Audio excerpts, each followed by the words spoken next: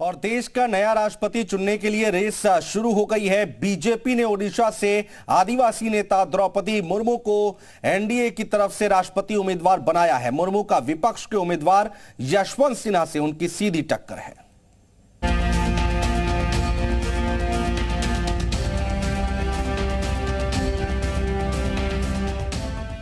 ये जश्न सम्मान का है, ये जश्न काबिलियत की पहचान का है, ये जश्न आदिवासी समाज से जुड़ी एक महिला के देश के सर्वोच्च पद की तरफ कदम बढ़ाने का है। एनडीए की तरफ से राष्ट्रपति पद के लिए उम्मीदवार घोषित किए जाने के बाद ओडिशा के रायरंगपुर में द्रौपदी मुर्मू के घर पर उन्हें बधाई देने की होड़ कुछ इसी तरह दिखी। बीजेपी संसदीय बोर्ड की मीटिंग में 20 नामों पर चर्चा के बाद मुर्मू के नाम पर सहमति बनी। 64 साल की मुर्मू ने 20 जून को ही अपना जन्मदिन मनाया है, यानी जन्मदिन के बाद भी जश्न जारी है। 18 जुलाई को राष्ट्रपति पद के लिए चुनाव होना है और अगर वो विपक्ष के उम्मीदवार यशवंत सिन्हा को हराती हैं, तो देश की पहली आदिवासी राष्ट्रपति होंगी। वहीं प्रतिभा पाटिल के बाद इस पद पर पहुंचने वाली दूसरी महिला बनेंगी। वो 25 जून को अपना नामांकन दाखिल कर सकती हैं। टेलीविजन न्यूज देखिली वर्तमान किसी कहवाक चाहे ना। परवर्ती समय आपण को जहाँ भी बाइट देवी वर्तमान नुह है कहेंगे ना। आपण को धन्यवाद। प्रधानमंत्री नरेंद्र मोदी ने उम्मीद जताई है कि द्रौपदी मुर्मू शानदार राष्ट्रपति साबित होंगी। लाखों लोग जिन्होंने गरीबी और कठिनाइयों का सामना किया है, द्रौपदी मुर्मू के जीवन से शक्ति हासिल कर सकते हैं। नीतिगत मामलों की उनकी समझ और दयालु स्वभाव से हमारे देश को बहुत फायदा होगा। प्रधानमंत्री नरेंद्र मोदी ने द्रौपदी मुर्मू की तारीफ ऐसे ही नहीं की, बल्कि उनका सफर ही उनके योगदान को दिखाने के लिए काफी है।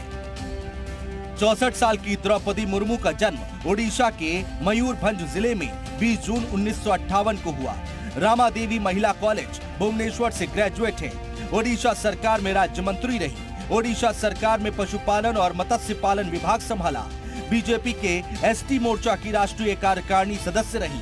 ओडिशा विधानसभा में सर्वश्रेष्ठ एमएलए के लिए नीलकंठ पुरस्कार। 2015 में झारखंड की पहली महिला राज्यपाल बनी।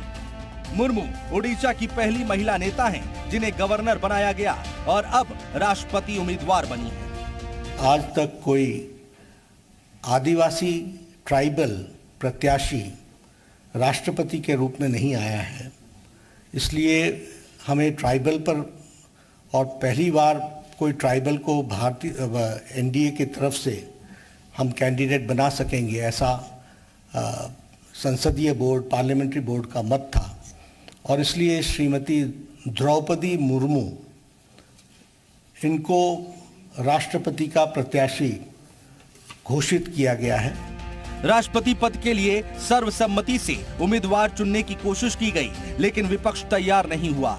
हालांकि खुद द्रौपदी मुर्मू ने खुद को धरती की बेटी बताते हुए बीजेडी से समर्थन मांगा है। ओडिशा के सीएम नवीन पटनायक ने भी राज्य के लोगों के लिए इसे एक गर्व का लम्हा बताया है, यानी द्रौपदी मुर्मू की दावेदारी मजबूत दिख रही है। ब्यूरो रिपोर्ट, जी मीडिया। और महामहिम के चुनाव में एनडीए ने द्रौपदी मुर्मू को प्रत्याशी बनाकर एक तीर से कई निशाने साधे हैं। राष्ट्रपति का चुनाव जरूर है, लेकिन नजर भविष्य पर है। कैसे, आपको एक एक करके हम समझाते हैं। क्या है वो पहला निशाना, वो हम आपको बता रहे हैं। आदिवासी वोटों पर नजर है। दरअसल लोकसभा की 60 सीटों पर आदिवासी समुदाय का प्रभाव है। मध्य प्रदेश, गुजरात, झारखंड में आदिवासी समाज का काफी प्रभाव है। राजस्थान, छत्तीसगढ़ में भी आदिवासी वोटर निर्णायक भूमिका निभाते हैं। तो द्रौपदी मुर्मू के जरिए आदिवासी वोटों पर असर होगा। दूसरा कारण क्या है, वो हम आपको बता रहे हैं। दलित समीकरण भी सधेगा। कैसे, ये भी समझने की जरूरत है। दरअसल लोकसभा में 543 सीटें हैं, जिसमें 47 सीट एसटी श्रेणी के लिए आरक्षित हैं। द्रौपदी मुर्मू एसटी श्रेणी से आती हैं और इससे 47 सीटों पर सीधा असर हो सकता है। इसके बाद तीसरा कारण हम आपको बताने जा रहे हैं कि आखिर वो तीसरा कारण क्या है। ये चुनाव विधानसभा चुनाव में लिटमस टेस्ट भी साबित होगा। दरअसल अगले 1.5 साल में 4 राज्यों में विधानसभा चुनाव हैं, जिसमें गुजरात, राजस्थान, मध्य प्रदेश और छत्तीसगढ़ शामिल हैं। इन चारों राज्यों में आदिवासी समुदाय का खासा प्रभाव है। बीजेपी को विधानसभा चुनाव में भी इसका फायदा मिल सकता है।